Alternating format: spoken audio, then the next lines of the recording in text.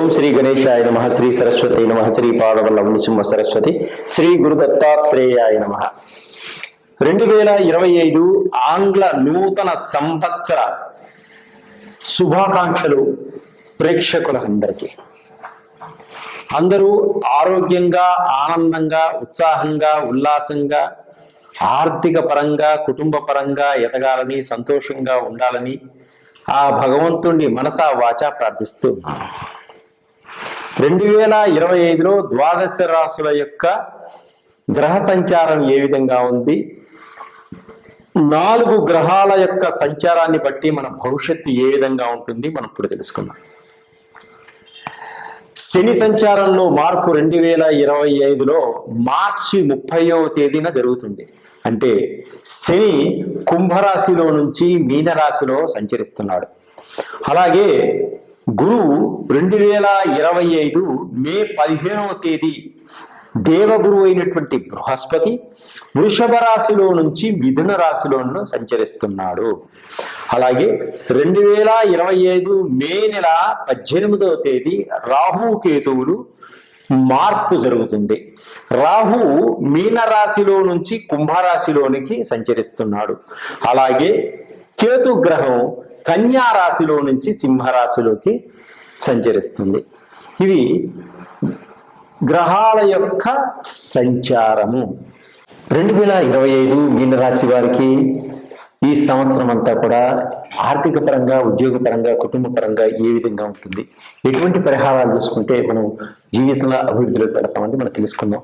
పూర్వభద్ర నక్షత్రం 4 పాదంలో జన్మించిన వారికి, మీ పేరులో మొదటి అక్షరం డి గా కలవారికి, ఉత్తరాభద్ర నక్షత్రం 1, 2, 3, 4 పాదంలో జన్మించిన వారికి, ధూ జ్ఞ ఝాఢ అనే మీ పేరులో మొదటి అక్షరం కలవారికి, రేవతి నక్షత్రం 1, 2, 3, 4 పాదంలో జన్మించిన వారికి, మీ పేరులో దే దో అనే అక్షరం మొదటిగా కలవారికి ఈ మీనరాశి యొక్క ఫలితాలన్నీ కూడా వర్తిస్తాయి. మీనరాశి వారికి ఏలినాటి శని సెకండ్ ఫేజ్ లో స్టార్ట్ అవుతుంది. అంటే కొంచెం నడుము నొప్పులు, కాళ్ళు నొప్పులు, కీళ్ళ నొప్పులు వచ్చేటువంటి సూచనలు కూడా ఉన్నాయి. అంటే జన్మంలో ఉన్న శని నుంచి బయటపడతారు. రాహు 12వ స్థానంలో సంచరిస్తున్నాడు. విదేశాలకు వెళ్ళాలి అనుకునే వారికి బాగుంటుంది. ఖర్చులు కూడా అధికంగా ఉంటాయి. కేతు 6వ స్థానంలో సంచరిస్తున్నాడు. అనారోగ్య సమస్యల నుంచి పరిష్కరిస్తాడు. శత్రువులు మిత్రులుగా మారతారు. మే 18 తర్వాత కేతువు బాగుంటాడు. అప్పులన్నీ కూడా తీరిపోతాయి. 15 ముందు గురుబలం బాగలేదు, తర్వాత కూడా గురుబలం బాగలేదు, కొన్ని ఇబ్బందులకు గురవుతారు. కాబట్టి గురువుకి శనగల దానం ఇవ్వడం, ఆవుకి శనగలు పెట్టడం, దత్తాత్రేయ స్వామిని ధ్యానం చేసుకోవడం కూడా చేసుకోవాలి. అలాగే ప్రతి విషయంలోనూ ఆలోచించి ముందుకు వెళ్ళాలి.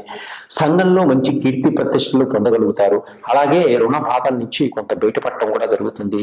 ఈ మీనరాశి వారు కుటుంబంలో గౌరవ మర్యాదలు పెరుగుతాయి.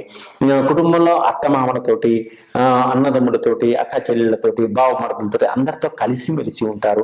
పెద్ద కుటుంబంగా ఉంటుంది. తల్లిదండ్రుల ఆరోగ్యం కొంత ఇబ్బంది కలిగిస్తుంది. ఆ ఆరోగ్యపరంగా కొంత ఖర్చు చేయవలసినటువంటి అవసరం కూడా ఏర్పడుతుంది. ప్రతి పనిలోనూ కూడా విజయాన్ని సాధిస్తూ ముందుకు వెళతారు. కానీ ఆర్థిక పరమైనటువంటి పరిస్థితులు కొన్ని మిమ్మల్ని ఇబ్బంది పెట్టేటువంటి సూచనలు ఉన్నాయి. వివాహాది శుభకార్యాలు చేస్తారు.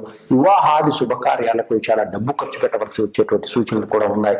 కోర్టు కేసులు ఎప్పటి నుంచో నడుస్తున్నటువంటి కోర్టు కేసుల్లో విజయాన్ని సాధిస్తారు. అందరూ మీకు సహకరించేటువంటి సూచనలు కూడా ఉన్నాయి.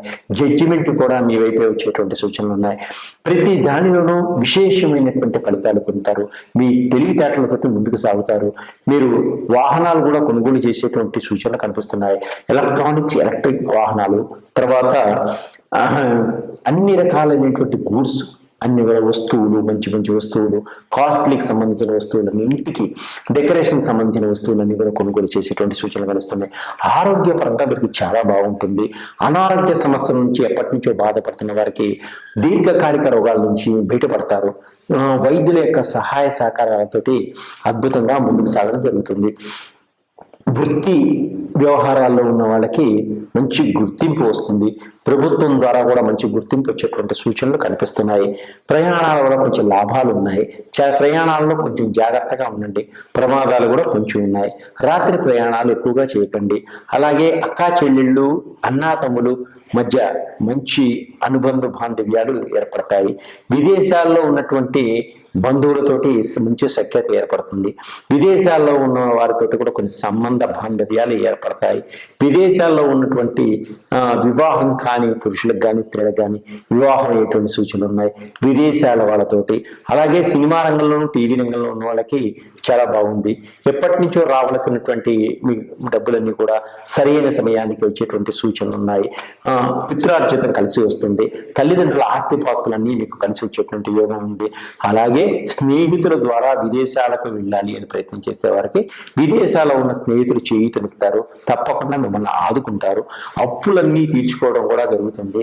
మీకు ఎప్పటి నుంచో రావలసినటువంటి అప్పులన్నీ కూడా సరైన సమయానికి తీర్చేసి మంచి ఒక ఆనందంగా ఉండేటువంటి సూచన. అంటే అప్పులన్నీ సరైన సమయానికి తీర్చేస్తారు.